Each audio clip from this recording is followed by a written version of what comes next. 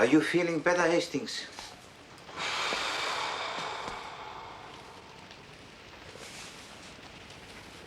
Yes. Yes, I am, as a matter of fact. Takes the pressure off the pancreas, you see. The pancreas is nothing. Of the digestive organs, the liver is the king. Look after the liver, and life will take care of itself. It is on, Mr. Poirot. Thank you, Miss Lemon. This is what you need, Hastings. No fear, I've tasted it. Mr. Poirot. Yes, Miss Lemon. There's a lady outside. A client? I don't know. When I say outside, I mean outside in the street. I've been watching her from my window. She keeps on backwards and forwards, then stops and looks up at the building. I'm sure she wants to come in. Go and intercept her, Miss Lemon. Inform her that Hercule Poirot is not devouring the strange ladies this season. Mr. Poirot.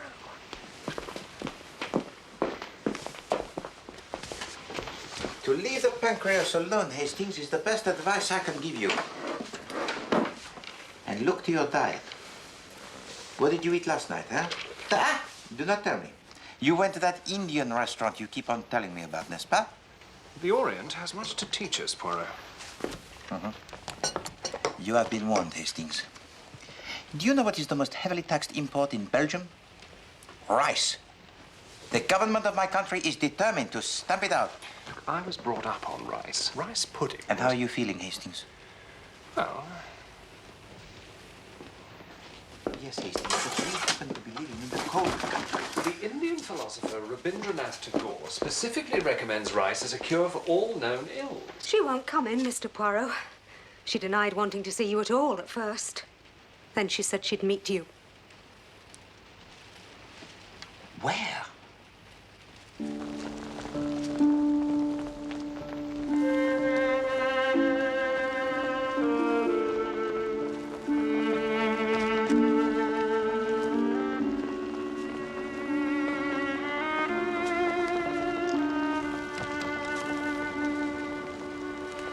Don't be nervous, madame.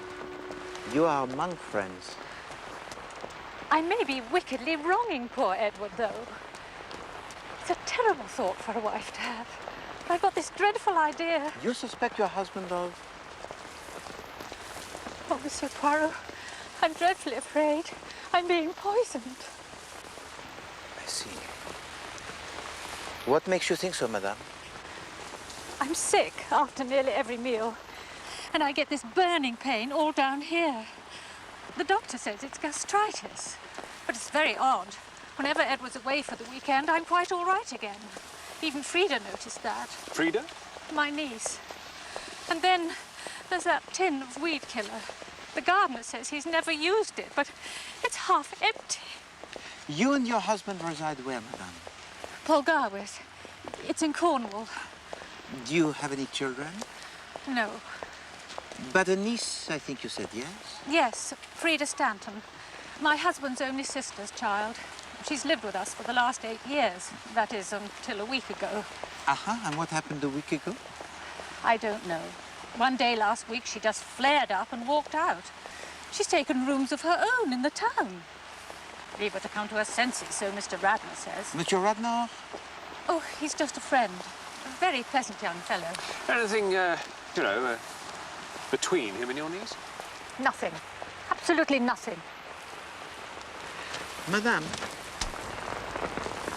we must be brutal. Do you know of any reason why your husband should wish you out of the way? Yes, I do. There's a yellow-haired hussy that works for him.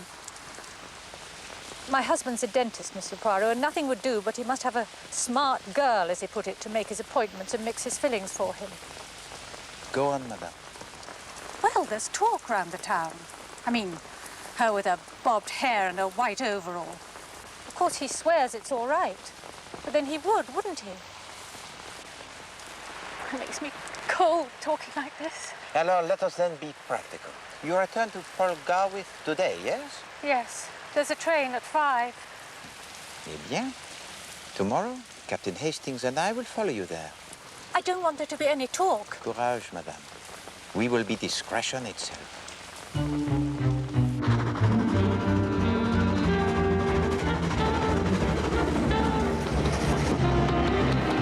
You see, he was one of the Wiltshire Hastings on his father's side. So it was Herbert who moved the family to Cornwall. Yes, Herbert was my father. Who was your mother then? Maud Hastings. At least she wasn't Hastings till she got married. She was Maud Willoughby. What are you doing, Hastings? Well, I'm trying to get these relationships sorted out. If I'm going to pretend I'm the son of Mrs. Pengelly's second cousin. What do you think of this case, Hastings? Nasty business, I'd say. Unless Mrs. Pengelly's making the whole thing up. Madame Pengelly did not strike me as being the hysterical woman, Hastings. No, if I mistake not, we have here a very poignant human drama.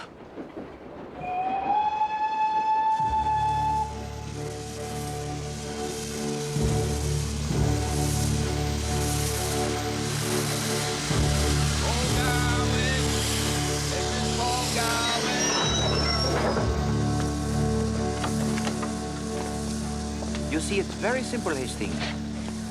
Ordinarily, a woman will accuse anyone in the world except her husband.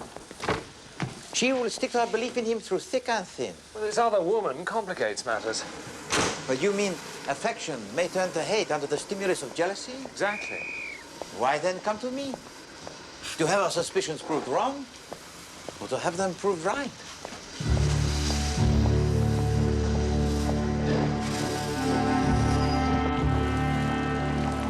In a town like this, Hastings, woe betide any husband who buys a tin of wheat killer. Probably only one place to buy something like that. But then if his wife suffers from gastritis and is inclined to be imaginative, the fat is in the flames, I think.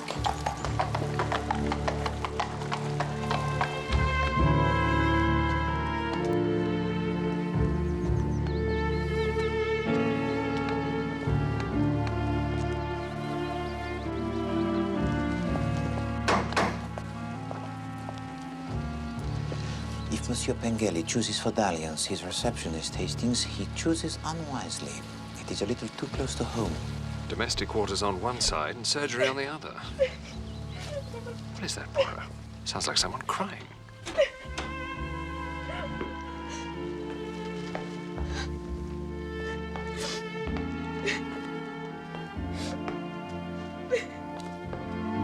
In here, Hastings.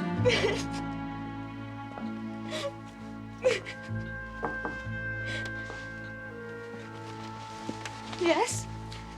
We wish to see Mrs. Pengelly. You can't. She's dead.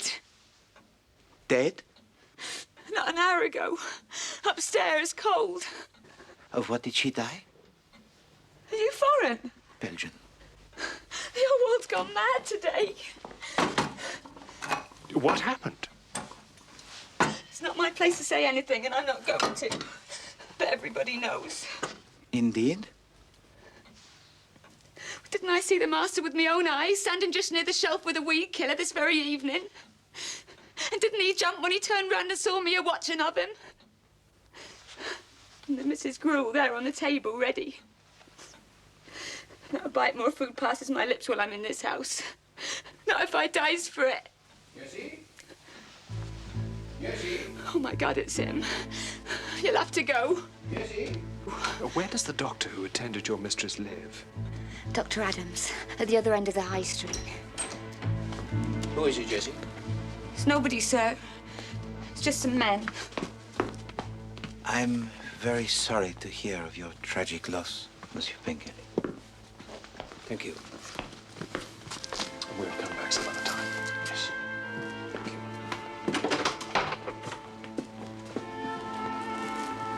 Thank you, mademoiselle.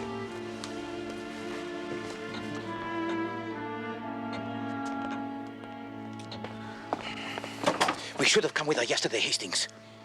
An imbecile, a criminal imbecile. That's what I have been. Oh, I boast about my little grey cells, and now I have lost a human life. A life that came to me to be saved.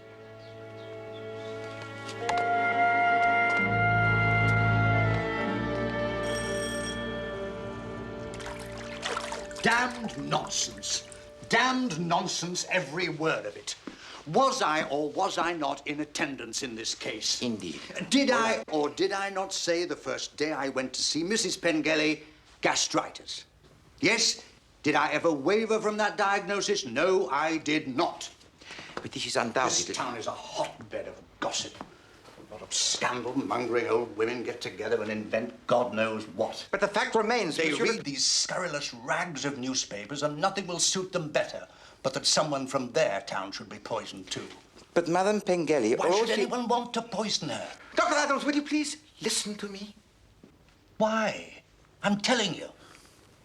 It was yesterday that Madame Pengelly came to London in order to consult me. She believed she was being poisoned. Never. Ah, Hastings, do you hear that? Now I am a liar, huh? Dr. Adams, please, allow me.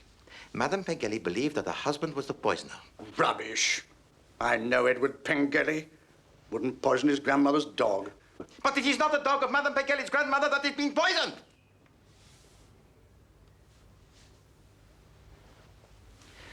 Madame Pengelly believed that her husband had fallen in love with his receptionist. Fallen in love? Yes. Edward Pengelly isn't the sort of man to fall in love. We played golf together. Never been in love in his life. Damn fine dentist, too. I'll be blunt with you, Mr. Poirot. We in Polgarwith don't need you outsiders coming in spreading your tittle-tattle.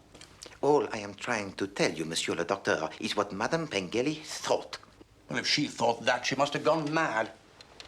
She should have come to see me. I'd have told her. And had all her fears ridiculed? Ridiculed? Certainly not. I've got an open mind, I hope.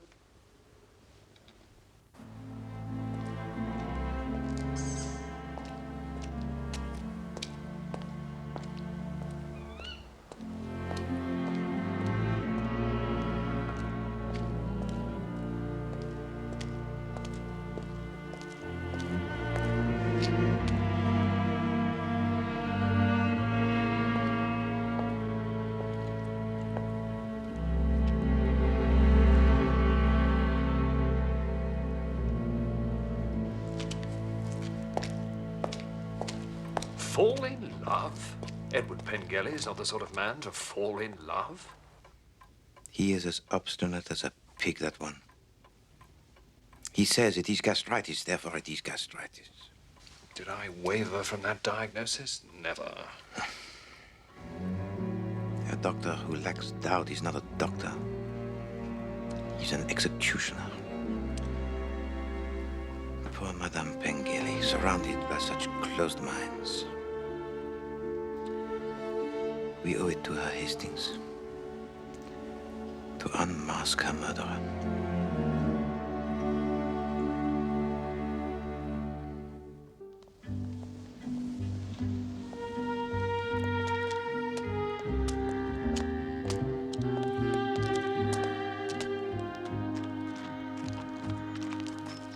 Well, let's meet the yellow-haired hussy, eh?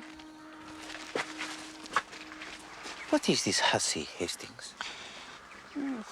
Means the sort of girl who's sort of no better than she ought to be, kind of thing. No better than... That's it.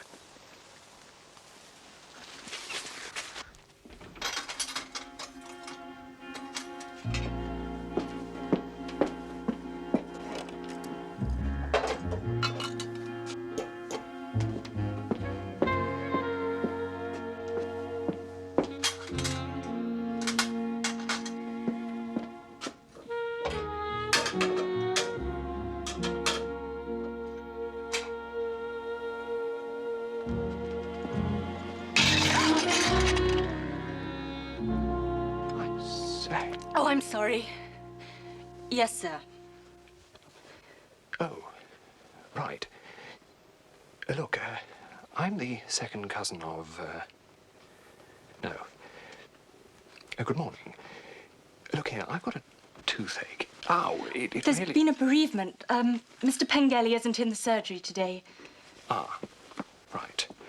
Well, I'd better come back some other time, shall I? It is all right. I will look after him. Come along, Hastings. What? Oh, right. I'll come back next week, then.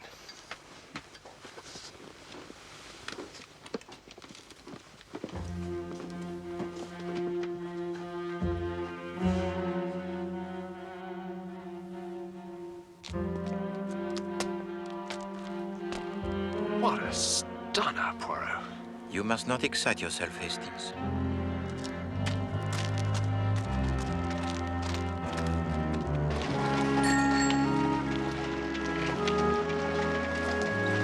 Good morning.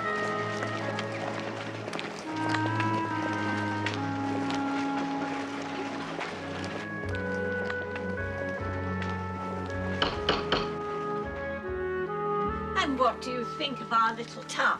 It is charming, madam. I hope you find us interesting enough. Indeed I do. Miss Stanton, dear, gentlemen to see you.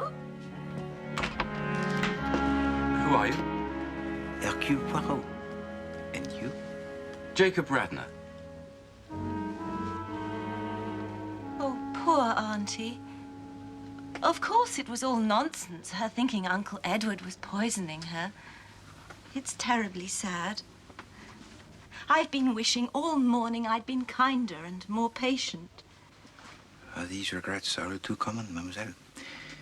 But one must move on. I know, but I've got a sharp temper. After all, it was only silliness on Auntie's part. You stood a great deal, Frida. What was the actual cause of your disagreement, mademoiselle? Look, I'll be running along. I'll see you this evening, eh? Goodbye, gentlemen.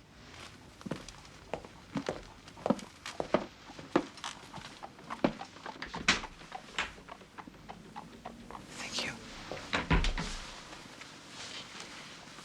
You are affianced to Monsieur Radnor. Is that not so? As a matter of fact, yes. Uh-huh. How did you know? Well, one does not have to be the greatest detective in the world to notice it. Oh, I see. That was the whole trouble, actually, with Auntie.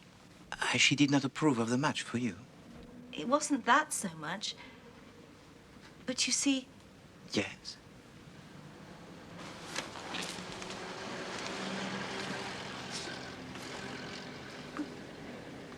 it seems rather a horrid thing to say about her now. Now she's dead. But you'll never understand unless I tell you. Well, Auntie was... She was absolutely infatuated with Jacob. Jacob? Jacob Radnor, you mean? Yes. Yes, I know. I mean, she was over 50, and he's not 30 yet. But there it was. She was silly about him. Well, I can see it would have made things dashed difficult. Well, I just had to tell her in the end. I had to say it was me Jacob was after. She carried on most dreadfully. She wouldn't believe a word of it, and was so rude and insulting, I lost my temper, I'm afraid. I wish I hadn't. And so you left? Yes. So I should jolly well think. Why, thank you very much, Miss Stanton. You've been most helpful. I hope I've put your mind at rest, that's all. Indeed. Mind at rest, Hastings. I thought it all seemed quite, You know? Well, I'm surprised she had gastritis. Come on. Well, she's going to run around after chaps half her age. Mr. Poirot? Ah, hello again, Monsieur Radnor. I wonder if I might have a word with you.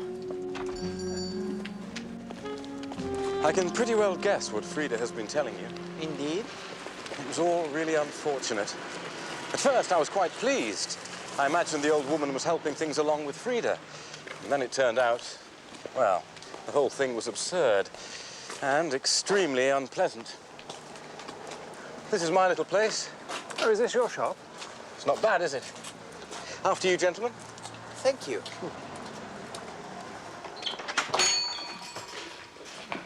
Oh, good morning, gentlemen. Good morning. Oh, good morning, Mr. Radnor. It's all right, Mr. Newsom. These gentlemen are with me. You can go and have your dinner if you like. Thank you, sir.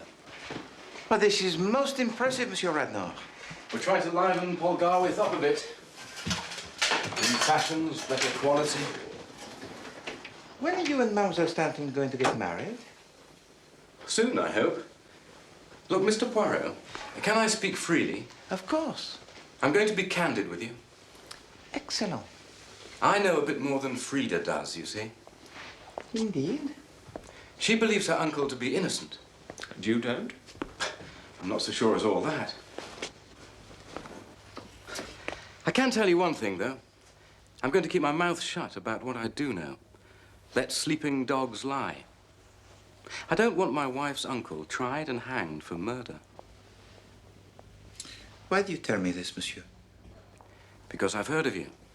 And I know you're a clever man.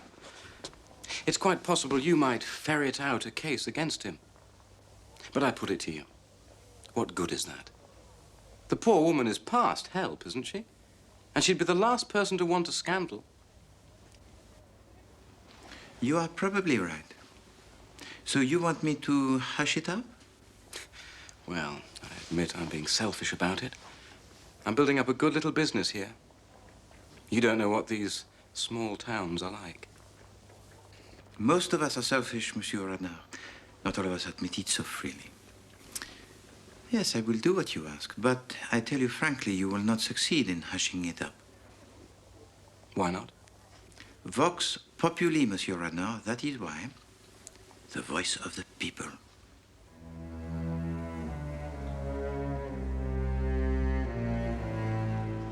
Earth to earth, ashes to ashes, dust to dust, in sure and certain hope of the resurrection to eternal life through our Lord Jesus Christ, who shall change our vile body, that it may be like unto his glorious body, according to the mighty working. I suppose we can accept this rather extraordinary story about Radnor and Mrs. Pengelly. But yes. Must have been dashed embarrassing for him. Perhaps. Or perhaps he found it a little flattering, huh? Flattering? She was old enough to be his mother. Well, almost. And we forgive them that trespass against us. And lead us not into temptation. But deliver us from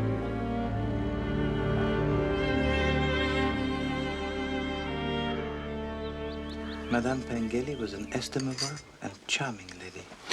Thank you, Mr. Poirot. If only I'd listened to her. I assumed it was some minor digestive disorder. Terrible business. Sandwich, Captain Hastings? Cure. Terrible business. Gastritis. Gastritis, pure and simple. If you don't mind, Mr. Pengelly, I'd like to read the will. I have to get back to the office before midday. Yes, by all means. There are no secrets. It's quite straightforward, really. After the usual preamble, Mrs. Pengelly leaves £2,000 in trust for her niece, Miss Frida Stanton, until she's 40. The residue of her estate, which amounts to some £20,000 in government bonds, she leaves to her husband, Edward Pengelly.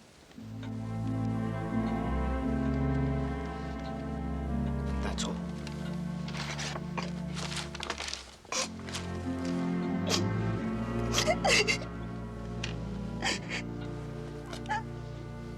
If you'd excuse us.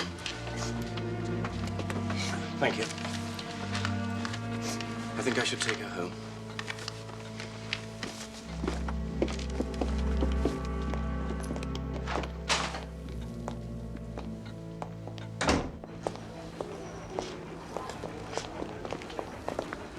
It is all very interesting, is it not, Hastings? Interesting. Seems to be rather sordid and unpleasant. Hardly seems any mystery about it. I agree. There is no mystery whatever. Pengelly had 3 motives for murder. Money, he was in love with his assistant. Mrs. Pengelly was apparently in love with Radnor. Though I must say I find that pretty hard to believe. Ah, Hastings, you admire les femmes. You prostrate yourself before all who are good-looking. Look how you are struck all of a pile by that yellow-haired hussy. Quite untrue. But psychologically, you know nothing whatever about them. Oh, well, there you are. You see, that just shows. Women are always saying I understand them rather too well, in fact. Really, Hastings? I should like to hear them say so myself. No, mon ami. You listen to Poirot, and you shall learn.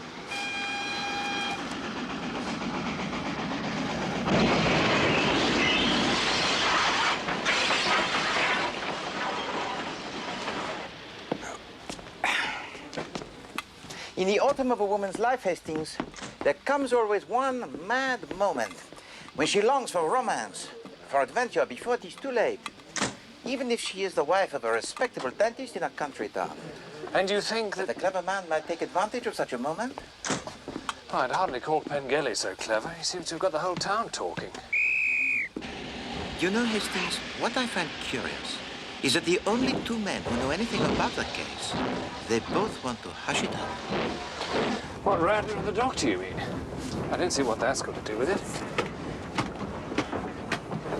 Well, before your bank holiday in August, Hastings, we shall see Monsieur Pengelly in the dock. Good thing, too. And it will be our job to save him from the gallows.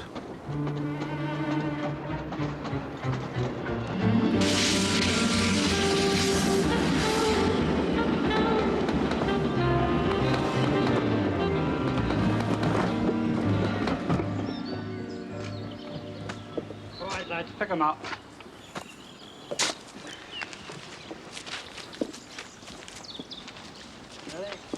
One, two, three, E. 1, 2, 3, E. 1, 2, 3, E. 1, 2, 3, E.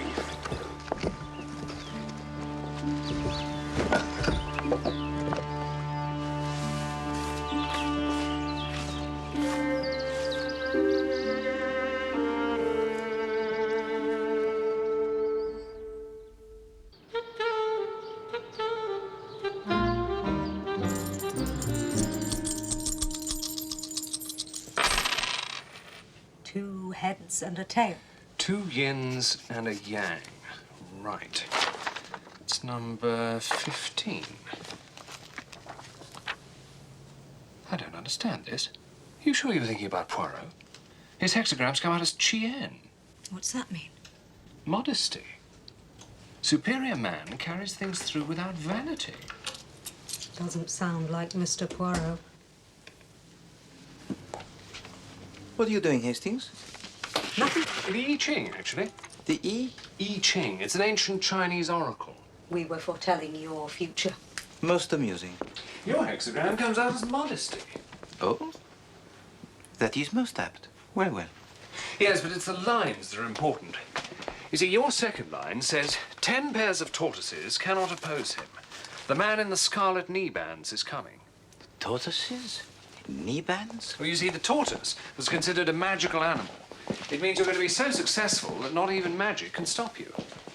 Hastings, I have had enough of this nonsense. I can foretell the future better than any Chinese oracle, as you will see if you look in this newspaper. Herr Hitler's speech, full text? Further down the page. A Cornish mystery. Mrs. Pengelly exhumed. How long did I say, Hastings? Say? I said, did I not, that we should see Monsieur Pengelly in the dock. Before August bank holiday. And when is the August bank holiday, Hastings? 2 weeks on Monday. Précisément.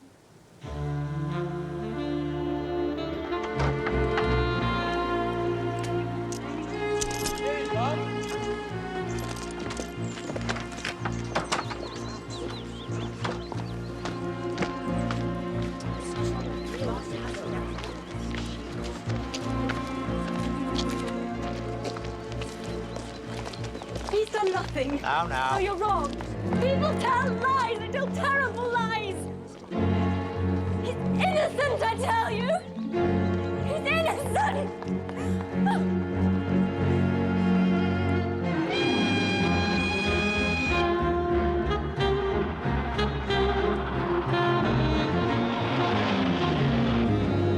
Gossip in Pergarwith became intense when Edward Pengelly announced his engagement to his 25-year-old receptionist, Miss Edwina Marks, 3 weeks ago. What did I tell you, Hastings? The voice of the people. Hastings? Have you finished your meditation? Hastings?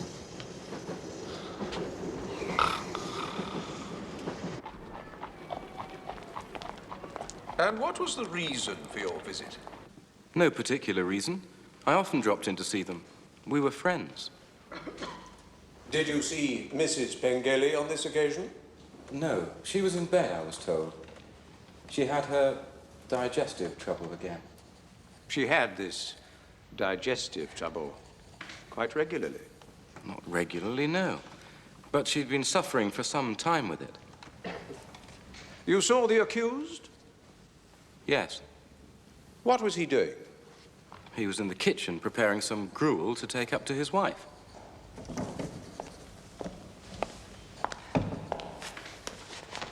Now, what I want you to tell the court is exactly what met your eyes when you went through that door into the kitchen. Well, I saw Mr. Pengelly. He had his back to me. He was putting a tin up on a shelf. There was a tray with a bowl of gruel on it on the kitchen table. One moment, Mr. Radnor. This tin that Mr. Pengelly was replacing, can you tell us what was in it? No. Can you describe it to us? It was a bit bigger than a cocoa tin. It was yellow with black printing on it, or perhaps dark blue. Could we see Exhibit D, please?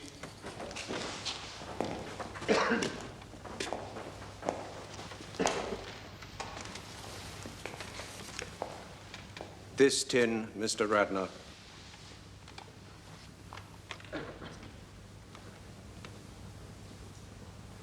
Yes.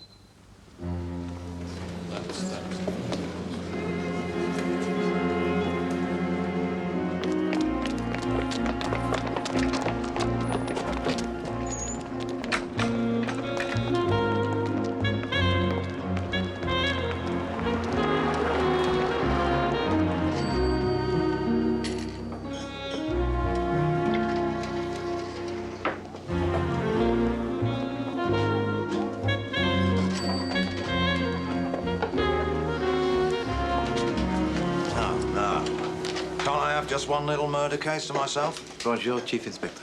We were on this case long before you were. Good hand. I am glad. Madame Pengelly came to me because she thought she was being poisoned. She was right. Poirot said Pengelly would be in the dock before August Bank holiday. So what are you here for? To rescue him.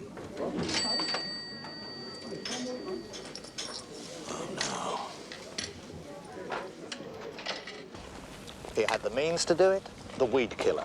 He had the opportunity to do it. He lived in the same house and prepared some of her meals. He had the motive to do it. The yellow-haired hussy who has to be no better than she ought, huh? And yet, Inspector, he did not do it. I can name 6 people who had the motive to kill Madame Pengelly. What about Mademoiselle Stanton, for instance? She inherits under her aunt's will. Don't spoil it, Poirot. This is a little holiday for me. It's an open and shut case. Everyone knows Pengelly did it.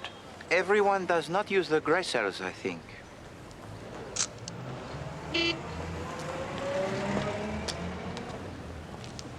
Do you think I should talk to the niece again?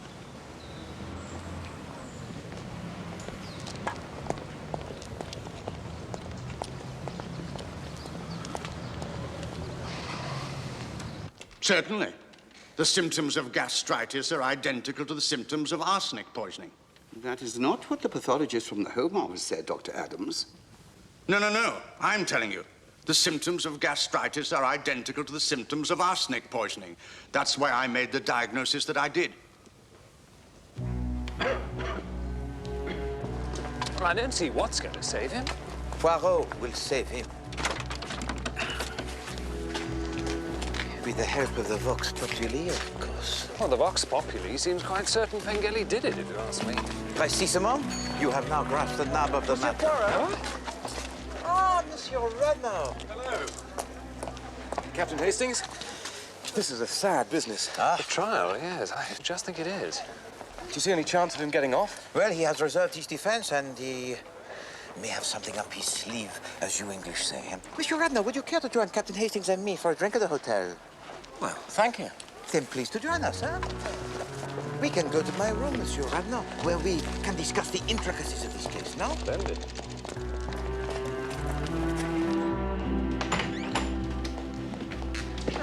Please, sit down, Monsieur Radnor. Thank you. Hastings, be so kind as to offer our friends something to drink. Sherry? Please. Business is good, Mr. Radnor. Excellent, thank you, yes. I've taken over the shop next door to add to mine. Eh bien, it is Jacob, n'est-ce pas? I'm sorry? Jacob Radnor? Yes. Jacob Radnor?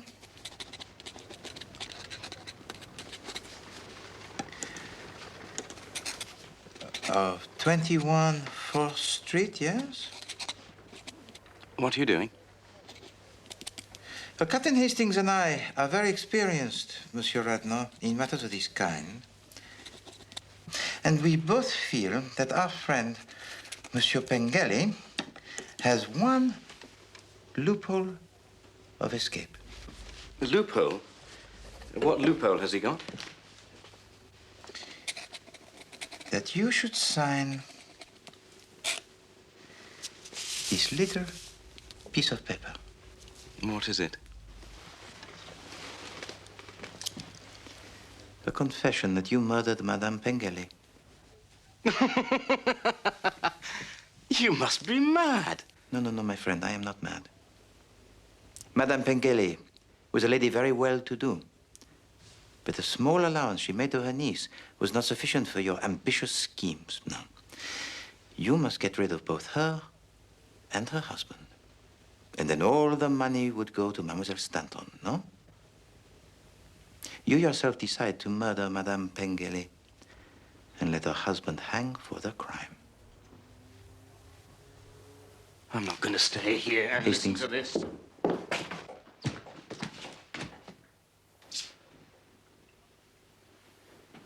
You've got no right to keep me here.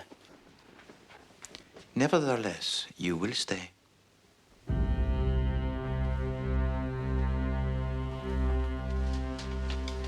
You set about your task very cleverly, Monsieur Radnor. You made love to that plain, middle-aged woman. You implanted into her mind doubts about the fidelity of her husband. You introduced arsenic into her food, being very careful never to do so while her husband was away. You were in the house while her husband was preparing the gruel for his wife, and you introduced the fatal dose. The rest is easy. Very interesting. Very ingenious. But why do you tell me this? Because, Monsieur Radnor, I represent... No, not the law. I represent... Madame Pengelly. And it is for her sake that I'm going to give you the chance to escape. Now, look. You sign that piece of paper, and I will give you 24 hours start, Monsieur Radnor. 24 hours before I place this matter into the hands of the police. You can't get away, Radnor. Look out of that window.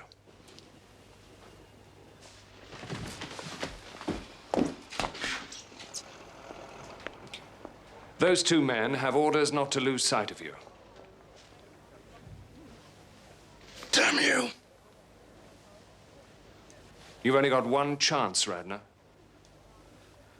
What guarantee have I got? None. But you will surely hang if you do not sign.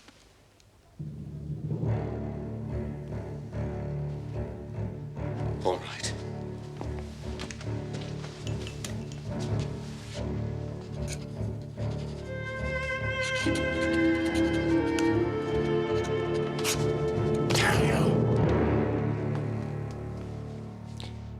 Shall I give them the signal, Poirot, to let him pass? Certainement.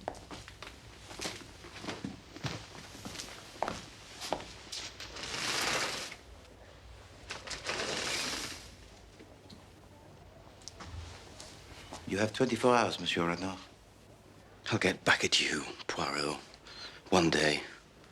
I think not, my friend. In 2 days, you will be in the prison cell.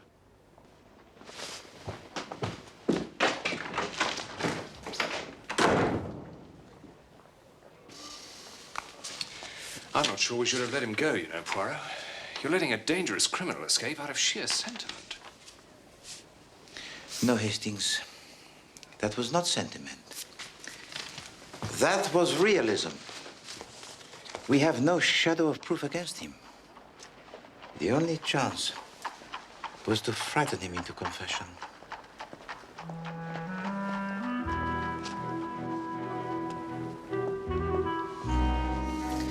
Hastings, those two men of yours, who are they? I haven't the foggiest idea. I just noticed them standing there when we came in. But that is sheer brilliance. Oh. Well. Your peculiar Oriental practices, which I tease you about, are obviously working wonders on your grass cells. Maybe it's the rice. I hope not, Hastings.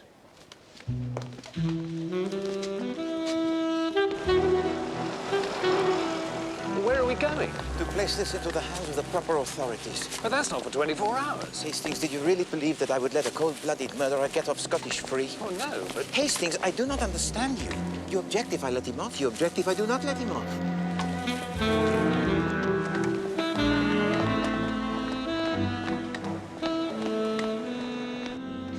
That very day I see it, sir.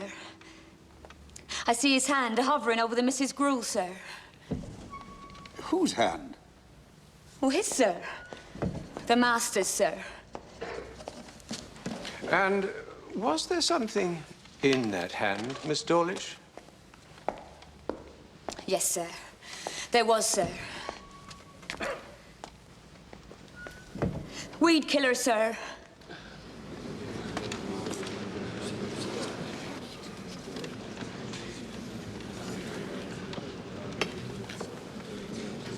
When you say weed killer, Miss Dawlish...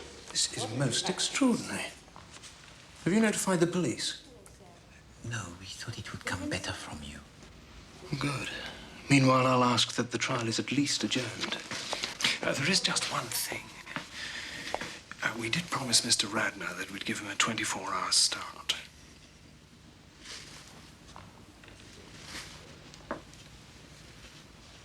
My lord, I put it to the court that not only did Mrs. Pengele have absolute but I can now...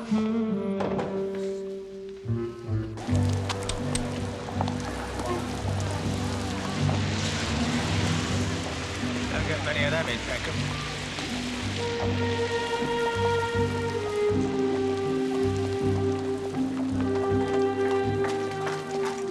If Edward Pengele had really murdered his wife, Hastings, guilt would have made him sensitive to what people would say if he announced his engagement to Mademoiselle Marx. No, Hastings. The guilty person would have waited and quietly slipped out of Cornwall forever before doing such a thing.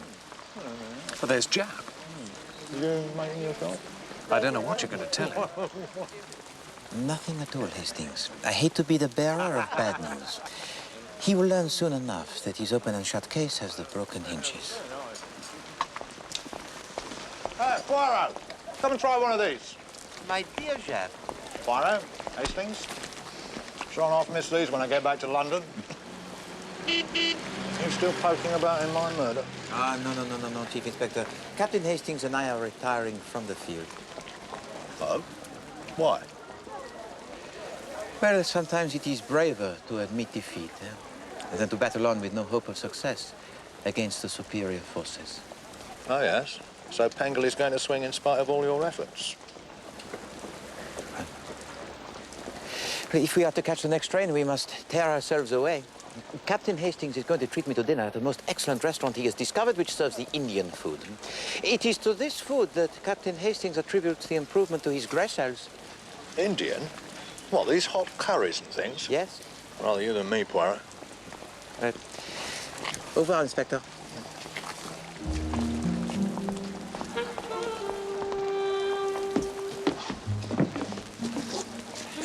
Make haste, my friend.